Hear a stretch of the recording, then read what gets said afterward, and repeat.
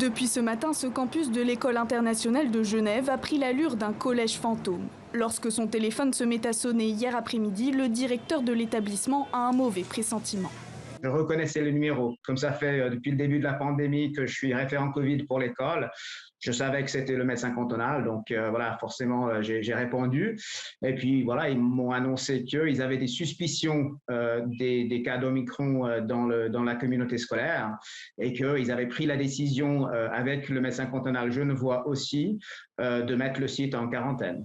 3 infections confirmées pour le moment, ce qui a poussé le médecin cantonal à placer 2000 personnes, dont 1600 élèves en quarantaine. Une mesure sans précédent en Suisse depuis le début de la pandémie.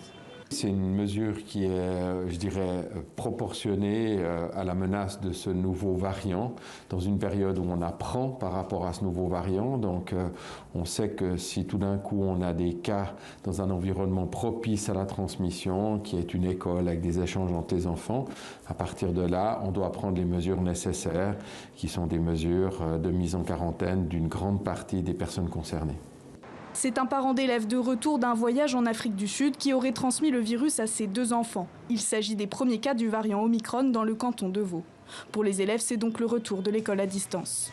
Pour nous, en tant qu'école, on a déjà vécu un confinement en mars 2020 qui a duré 2 mois. Et pendant ce temps, donc, on a appris à faire l'enseignement à distance de très haute qualité. Donc, on a la chance d'être une école qui est bien équipée en informatique. Et tous nos élèves, surtout les élèves de secondaire, ont un laptop.